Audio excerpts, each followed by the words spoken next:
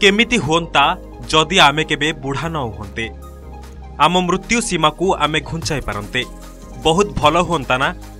हेले आपण भाबुतिबे एहा कोन केबे संभव? जन्म मृत्यु भगवान को हाथ रे रहिछि।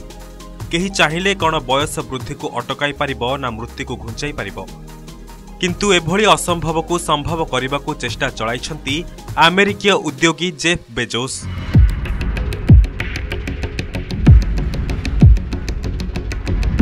वृद्धावस्था को दूर करने पाई जेफ बेजोस एक नुआ मिशन आरंभ करिछंती। खाली वृद्धावस्था दूर नुहे मृत्यु को मध्य एड़ाइबा को प्रयास करुछंती। उद्योगी जेफ बेजोस एक नुआ अल्टोस लैब तैयारी करिछंती जहा केवल लोकों को वृद्धावस्थारू बंचाइबारे साहाय्य करिबो। यह सह मृत्यु को एड़ाइबा पाई मध्य कार्य करिबो।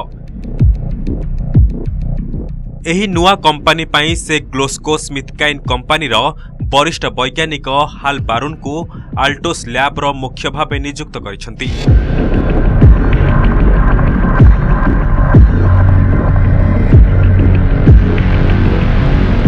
वार्धक्यर अर्थ नुहे जे आमे किपरि देखा जाउछे। बयस बढ़िबा बा वार्धक्यर प्रक्रिया कोष स्तर रे होइथाय। लैबोरेटरी रे यह स्पष्ट होइछि जे जणे वयस्क मनिषर चर्म कोष अति कम रे 50 थर विभक्त हुए। यह परे विभाजन बंद हो जाए। किंतु एही प्रक्रिया एक नवजात शिशुर शरीर रे 80 रु 90 थर होइथाय। वृद्ध व्यक्तिंक क्षेत्र रे कोष गुड़िकर विभाजन मात्र 20 थर होइथाय। यह छड़ा बयस बढ़िबार कारण मध्य आम जीन रे रहिछि। आमर जेनेटिक निर्दिष्ट समय रे परिवर्तन हुए। एथिरे जोड़ी होई रहितिबा रासायनिक पदार्थ गुड़िक एहार परिवर्तन पाई ऑन ऑफ हुए। एभली ऑन ऑफ को एपिजेनेटिक परिवर्तन कुहा जाए। यह आमर बढ़ुतिबा बयस सहित सेमाने खराब हेबाकु लागंती। तृतीय प्रक्रिया आम डीएनए रे हुए। डीएनए रे क्रमागत भावरे समान थिबा कोशिका गुड़ी को टेलोमियर्स एक्ट कुहा जाए जहाँ देखिबाकू एक जोतार लेस रे बंधा होइतिबा प्लास्टिक कवर भली। सेमाने डीएनए रो मोड़ा जाइथिबा गठन को शेषरे परस्पर सहित जड़ित हेबाकू प्रतिरोध करंती।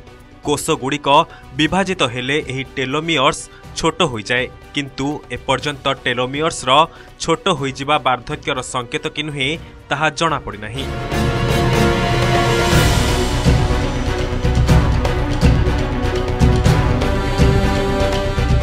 जीवित रहिबा एवं विभाजन को रोकिबा पाई प्रतिरक्षा कोशिका गुड़िक सेमानंकर टेलोमियर्स वृद्धि हेबा बंद करंती।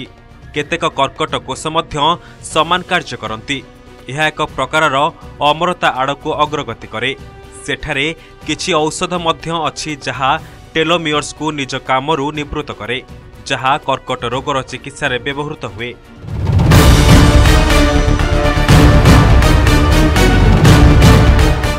वर्तमान सबुठारु बड़ प्रश्न हेउछि बयस काहेकि बढ़े। यह पूर्वरु चिंता करा जाउथला जे वार्धक्य एक प्रजातिर निरंतर विकास प्रक्रियार अंश। ताहा हेउछि जदि कौनसी प्रजाति को परिवर्तन प्रक्रिया दे गति करिबाकु पड़े। एथिरे गोटिए जीव को मरिबाकु पड़े एवं अन्यटी जन्म नै थाए। आम पृथ्वीर अधिकांश प्राणी सेमानंकर संपूर्ण जीवन बंचंती नाही। सेमाने शिकार हुंती किंबा रोगरे मरि जांती आउ अनेक भोकरे और प्रतिकूल परिवेश पाई मरण मुखरे पड़ी थांती। एथिरु जणा पड़ुछि जीव जगतर शारीरिक दक्षतार परिवर्तन सहित कौनसी संपर्क न थाए।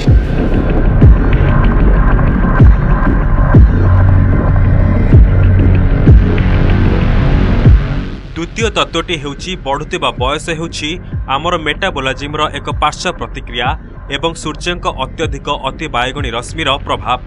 बयस बढ़िबा सहित आमर जीन खराब हेबाकु लागे। यह मध्य होई पारे बढ़ुतिबा बयस आमको कर्कट रोगरू रक्षा करे। जेहेतु कोष गुड़िक जेनेटिक क्षति को एकत्र करी जमा करंती सेमाने सेतेबेले शरीर सहित काम करिबा बंद करि दियंती। एही कारणरू कोषटी कर्कट कोषरे परिणत हुए। आम शरीर रे बयस बढ़िबा सहित एही प्रक्रिया को सेनेसेंस कुहा जाए। ताहा हेउछि एक प्रक्रिया जेउथिरे कोष गुड़िक जीवंत किंतु सेमाने विभाजन हेबा बंद करि दियंती। सेनेसेंट कोष गुड़िक धीरे धीरे आपणक सारा शरीर को व्यापी थाए। चर्म रे, यकृत रे, फुसफुस रे एवं कफ रे। यह शरीर ପାଇଁ लाभदायक होइथिले भी क्षतिकारक। सेनेसेंट कोषगुड़िक लाभदायक कारण यह रासायनिक पदार्थ मुक्त करती जहा नष्ट होइतिबा टिश्यू को मरामती करे, किंतु सेनेसेंट कोषगुड़िकर संख्या अधिक हेले यह शरीर अंग एवं टिश्यू गुड़िकर सठिक आकृति नष्ट कर दियंती। एही कोषगुड़िक ही वार्धक्य जनित रोगर सृष्टि करती।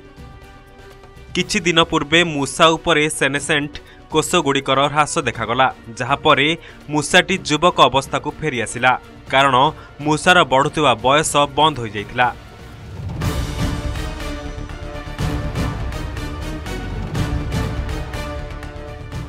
Manchester यूनिवर्सिटीर इम्यूनोलोजिस्ट professor Daniel M Davis कहिसंती जे जदिओ जेफ बेजोस को नुआ anti ageing company Altos lab कहार वृद्धावस्था को रोकिबा एवं मृत्यु समय बढ़िबो कि नाही ताहा एपर्यंत केही जानि नाहंती, किंतु यह निश्चित जे वार्धक्य विषय रे अध्ययन करिबा एवं एथिरे गवेषणा करिबा पई एक कंपनी गठन करिबा एक बड़ पदक्षेप।